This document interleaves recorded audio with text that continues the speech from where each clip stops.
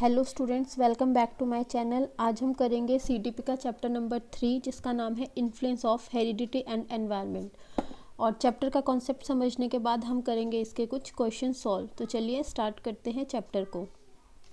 तो influence of heredity and environment, basically अगर हम देखें तो हेरिडिटी का मतलब क्या होता है। हेरिडिटी या इनहेरिटेंस वो कैरेक्टर्स हैं जो किसी भी चाइल्ड को उसके पेरेंट्स से मिले होते हैं, उन कैरेक्टर्स को हम बोलते हैं हेरिडिटी कैरेक्टर्स। और हेरिडिटी वर्ड का मतलब होता है passing on of traits from parents to their offspring.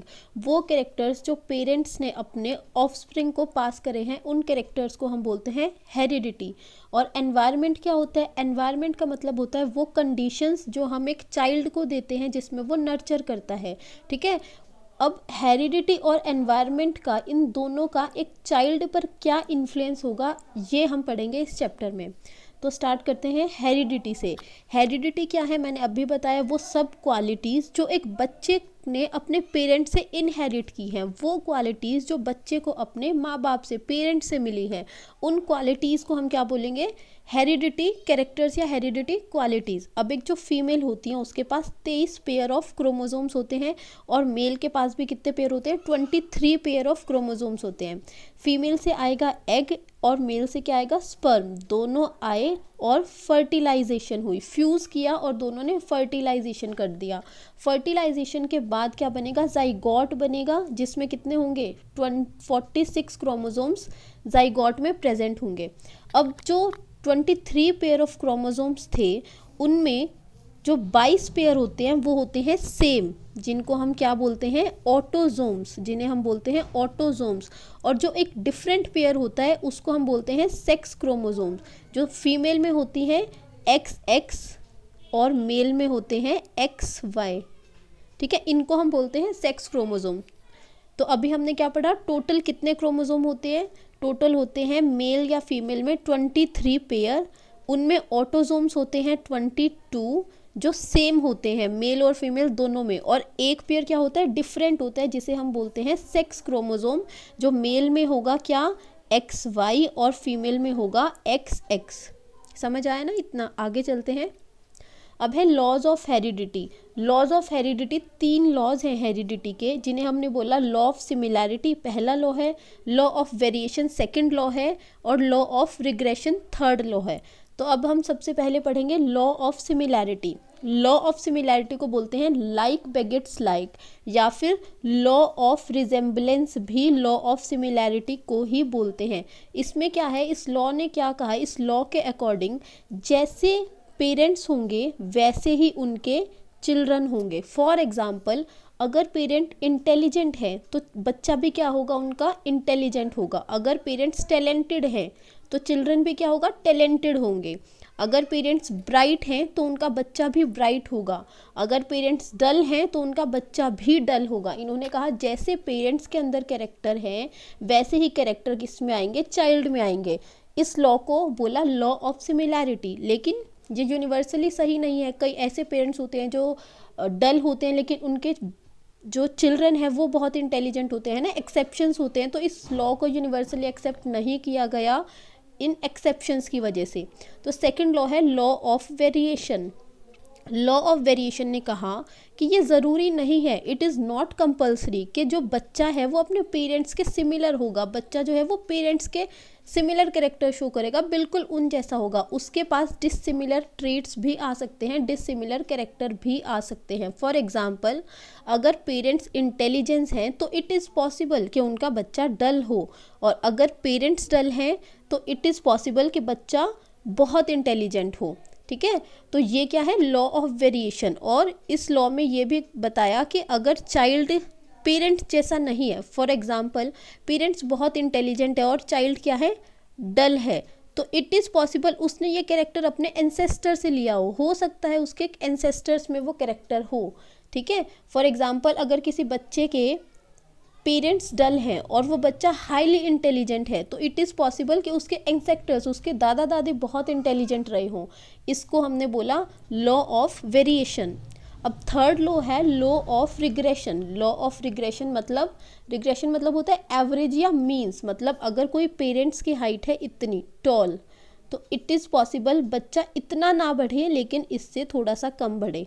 ठीक है, अगर पेरेंट्स की हाइट है इतनी, लगा लीजिए 100%, तो बच्चे की हाइट हो गई 80%, मतलब उसने एवरेज कैरेक्टर लिए, औसत कैरेक्टर लिए अपने पेरेंट्स से। इस लॉ को हमने क्या बोला, लॉ ऑफ रिग्रेशन। अब नेक्स्ट है environment.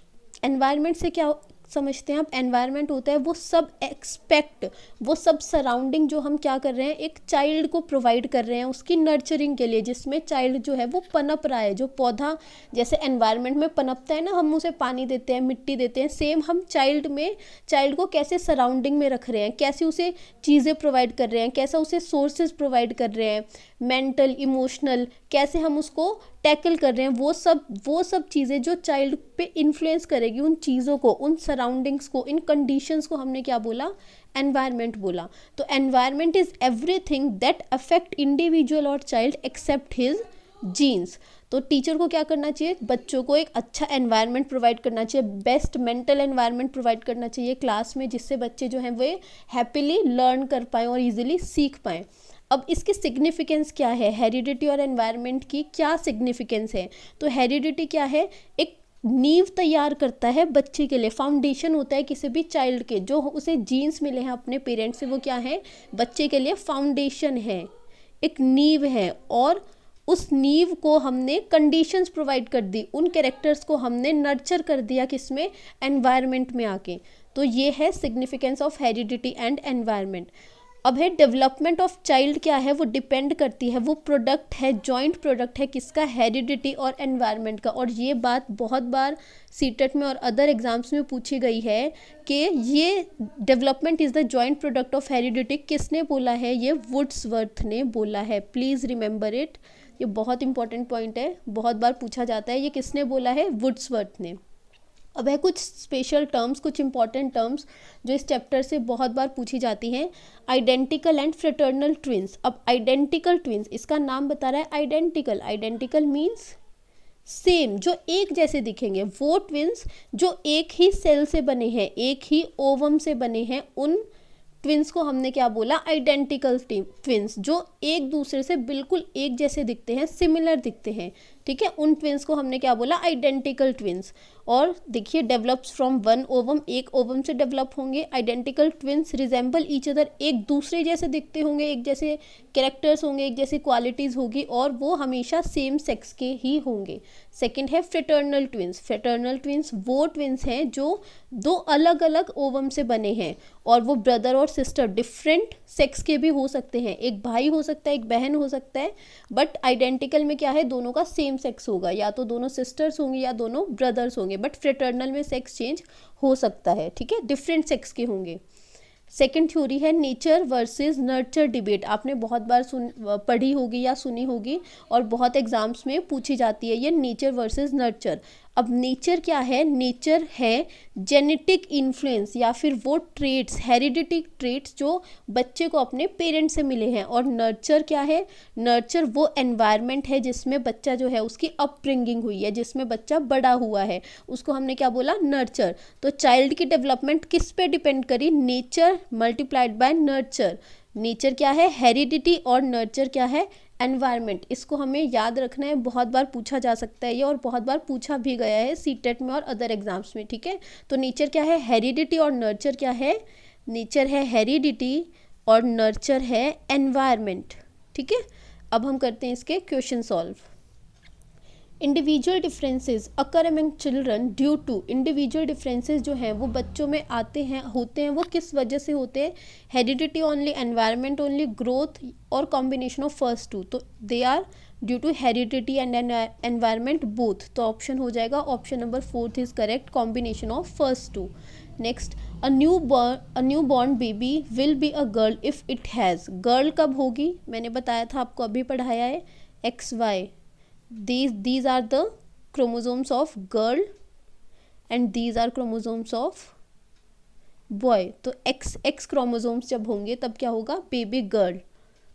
Which trait of human being is determined by heredity, heredity कौन से ट्रेट को डिटरमाइन करता है ह्यूमन बींग्स में, मोरल, एनवायरनमेंट डिटरमाइन करता है टेम्परामेंट, एनवायरनमेंट डिटरमाइन करता है इंटेलिजेंस, हो जाएगा इसका correct option, third option is correct है। सोशल वाला भी कौन करता है, एनवायरनमेंट डिटरमाइन करता है, इसलिए इंटेलिजेंस होगा इसका correct option. Next, which of the following is not a general law of heredity, कौन सा हेरिडिटी का जनरल लॉ नहीं है, नॉट अ जनरल लॉ, ठीक है। तो प्रोग्रेशन नहीं है, यही है फर्स्ट ऑप्शन हो जाएगा इसका करेक्ट, क्योंकि प्रोग्रेशन हमने ऐसा कोई लॉ नहीं पढ़ा, लॉ ऑफ वेरिएशन पढ़ा था, लॉ ऑफ रिग्रेशन पढ़ा था और लॉ ऑफ सिमिलैरिटी या लाइक बेगेट्स लाइक पढ़ा था। Next, development is the product of heredity and environment, option number C is correct. Development is the joint product of heredity and environment, और ये किसने बोला था, किसकी लाइन्स थी, वुड्सवर्थ ने बोला था। Development is the product of development of the child depends on heredity and environment both. Next, the father of genetics is ग्रीगर Mendel, होगा इसका correct option. Father of genetics is ग्रीगर Mendel. So I hope आपको ये session पसंद आया होगा। अगर आपका इस सेशन में कोई डाउट है तो आप मुझे कमेंट सेक्शन में बता सकते हैं। और अब हम करेंगे नेक्स्ट चैप्टर, इसका चैप्टर नंबर 4, जिसकी वीडियो मैं कल अपलोड करूँगी। अगर आपका कोई डाउट है या आपको कुछ पूछना है तो you can ask me in the comment section. Thank you.